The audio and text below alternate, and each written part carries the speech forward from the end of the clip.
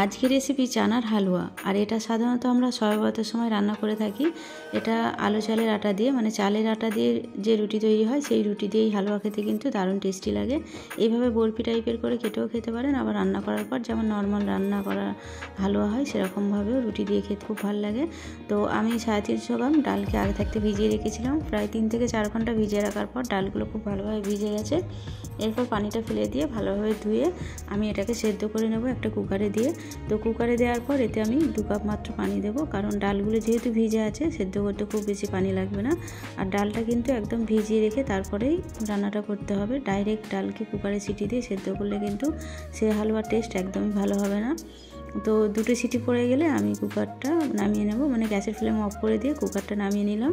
নামিয়ে একটু চেক করে নেব ডালগুলো ঠিকঠাক সেদ্ধ হয়েছে কিনা। তো প্রথমে আমি একটা প্লেটে ঢেলে নেব, ঢেলে নেওয়ার পর হাতে করে একটু চেপে দেখব যে ডালগুলো ঠিকঠাক সেদ্ধ হয়েছে। তো ডালগুলো যেহেতু সেদ্ধ হয়ে গেছে, এরপর একটা গ্লাস নিয়ে এভাবে ডালগুলোকে বেটে নেব। এই কাজটা আপনি বা আপনারা এতে করতে পারেন, ওই শিলে কিংবা মিক্সিতেও করতে পারেন। তবে এইভাবে গ্লাসে করে ডালগুলো বেটে নিলে কি হবে, যে ডালের ছোট ছোট কণাগুলো থাকে এরকম একটু ছিবড়ের মতো হলে কিন্তু হালুয়াটা খেতে বেশি ভালো লাগে।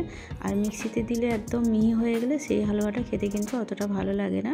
তারপরেও যদি মনে হয় যে মিক্সিতে দিলে ভালো খেতে লাগে বা ছিবড়েটা খুব একটা ভালো লাগে না, সেক্ষেত্রে কিন্তু মিক্সিতে বেটে নিতে পারেন বা শিলেও বেটে নিতে পারেন।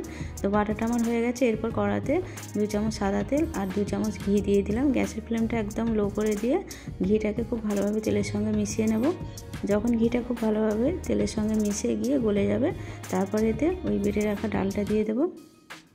তো এই হালুয়াটা কিন্তু ছোলার ডালেই করতে হবে, আর মটরের ডাল দিলে কিন্তু হালুয়াটা ভালো হবে না। তারপর 2টো তেজপাতা, 2টো এলাচ আর একটা ডালচিনি স্টিক দিয়ে খুব ভালোভাবে নেড়ে চেড়ে একটু ভাজা ভাজা হয়ে গেলে ছোলার ডালগুলো দিয়ে দেবো যেগুলো বেটেছিলাম। ছোলার ডালটা দেওয়ার পর এটাকে খুব ভালোভাবে ভেজে নিতে হবে, প্রায় 5 থেকে 7 মিনিট ধরে ডালটাকে খুব ভালোভাবে লো টু মিডিয়াম ফ্লেমে ভেজে নেওয়ার পর যখন এর মধ্যে যে পানিটা ছিল সেই পানিটা একটু শুকিয়ে যাবে আর এর মধ্যে থেকে কাঁচা গন্ধটা দূর হয়ে যাবে, তখন এর মধ্যে চিনি আর নুন দিয়ে দিতে হবে। তবে যতক্ষণ না এর মধ্যে কাঁচা গন্ধটা দূর হয় ততক্ষণ কিন্তু এইভাবে ভাজতে থাকতে হবে। তো 5 থেকে 7 মিনিট ভাজার পর যখন অনেকটা শুকনো শুকনো হয়ে আসবে, তখন এতে দিয়ে দেবো সামান্য 1 চিমটি নুন। আর নুনটা একদম অল্প দিতে হবে, কারণ এতে খুব বেশি নুন লাগে না। আর চিনির ব্যালেন্সটা ঠিক রাখার জন্য নুন দেওয়া, মানে নুনটা দিলে কিন্তু চিনির মিষ্টিটা মানে ভালোভাবে বোঝা যায়। তারপর দিয়ে দিলাম 1.5 কাপ চিনি।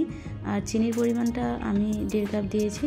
যদি মিষ্টি কম চান সেক্ষেত্রে চিনিটা 1 কাপ দিতে পারেন, আবার যদি মনে হয় মিষ্টি অনেকটা বেশি লাগবে সেক্ষেত্রে চিনিটা 2 কাপও করে দিতে পারেন।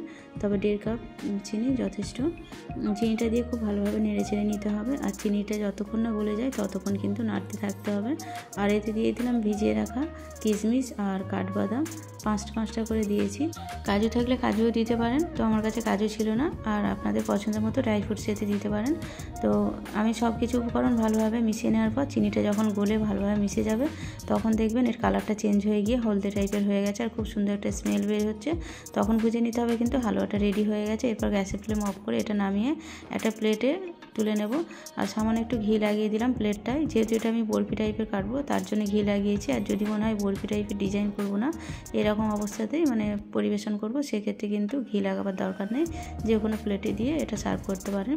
আমি এরকম স্প্রেড করে দিয়ে 10 মিনিটের মতো এটাকে রেস্টে রাখলাম। 10 মিনিট এভাবে রেখে দিলে কিন্তু এটা অনেকটা টেনে যাবে। তো 10 মিনিট পর একটা ছুরি নিয়ে এভাবে বরফির মতো কেটে নেব। আর লম্বা লম্বা করে যেরকম বরফির হয় সেরকম আবার সাইড দিয়ে কেটে নিয়ে এটাকে আমি আবার একটা প্লেটে তুলে রাখবো। তো এইভাবেও বরফি করেও খেতে পারেন, আবার নর্মাল রুটির সঙ্গে যেভাবে হোক নিয়ে খেতে পারেন। তো আমি একটু বরফি করলাম, যেহেতু বরফি করলে দেখতে ভালো লাগে।